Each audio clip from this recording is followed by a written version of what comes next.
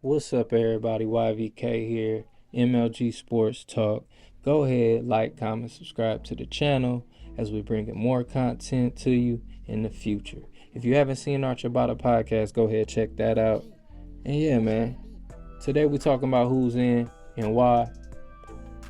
College football playoff 2023. Yeah, as you see on the screen, these are my top 4 teams. I got Georgia in at number 1. Michigan at number 2, Ohio State at number 3, Alabama Crimson Tide at number 4.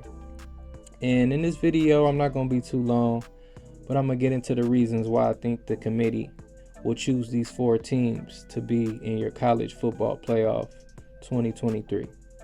So let's get to it. Who's in? Let's talk who's in already and why.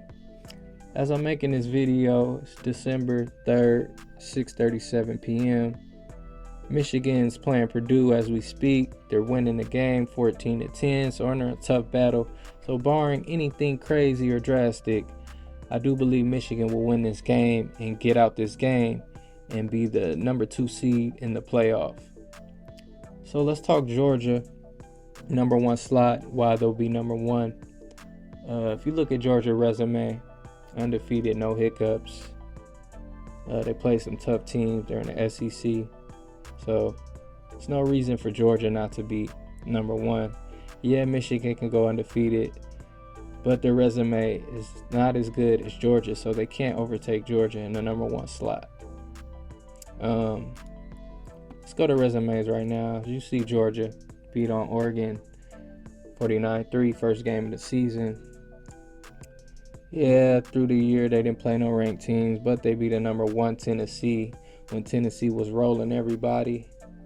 They also smashed LSU in the SEC championship game. So gotta take Georgia at the number 1 slot. Next, we got number 2 is Michigan. Look at their schedule. You know, they didn't play anybody till Penn State. They beat a Ohio State team by 22 points. Big win for them on the road. Give them a lot of credit. Still is not as good as Georgia's schedule. Because you got to think the Big Ten, Michigan State trash, Indiana trash, Iowa trash, Rutgers trash, Nebraska trash. You know what I'm saying? Illinois was good, but Illinois is nothing. Then their out of conference schedule, Colorado State, Hawaii, UConn, they didn't really play anybody. So I got to give it to Georgia. Number 1 slot, number 2, Michigan. So let's talk about the last 2 slots and why the committee will choose Ohio State and Alabama.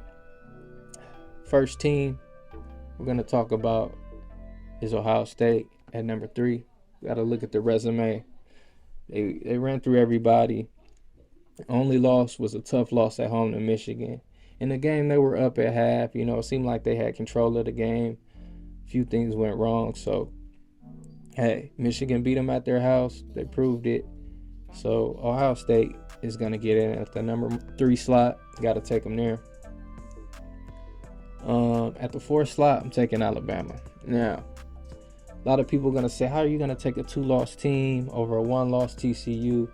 And I'm going to explain to you why. Bama had a little tougher schedule in my eyes. And the games they lost were on the road by 1 and 3 points. 2 games they could have easily won. You know what I'm saying? So even though they didn't win the games, they were in the game.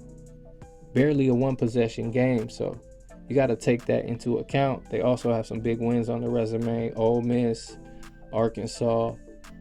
Even that Texas game was they only won by 1, but they still won a tough road game. So I got to take Alabama at the 4th slot.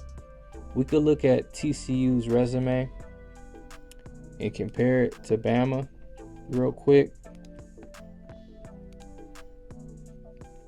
Yeah, as you can see, TCU, they beat a lot of top 25 teams, but in my eyes, Oklahoma's not a top 25 team. Kansas, not a top 25 team. Oklahoma State, I guess they were up and down, inconsistent all season, but TCU only beat them by 3. Yeah, okay, they only beat them by 3. They still won. But what's the argument? To me, the committee is going to see that Kansas State game twice And the first time TCU played Kansas State, they should have lost. Kansas State had QB problems. Their QBs got hurt. So they were up 18. So arguably, TCU could have lost to Kansas State twice. So I think the committee's going to take that into consideration, and they're going to put in Alabama. Not only that, the committee likes to have good matchups. They don't, they think about ratings. They think about a lot of other things that we're not going to get into in this video. This video is just to talk about who's in and why. So Alabama in, they only lost by 1-3 to two top teams, arguably two teams that could have made the playoffs. So so let's talk a little Heisman real quick since I got a little time for you. Who y'all like to win the Heisman, Max Duggan or Caleb Williams? Caleb Williams' stats on the season: 4,075 yards, 37 touchdowns, 4 interceptions, QBR 86.4. Caleb Williams had a terrific season. Fell short against Utah in the Pac-12 championship game. He's a tough kid, only a sophomore. Came over with Lincoln Riley from Oklahoma, so you gotta love it. Came out to the West Coast. Caleb Williams had a great season.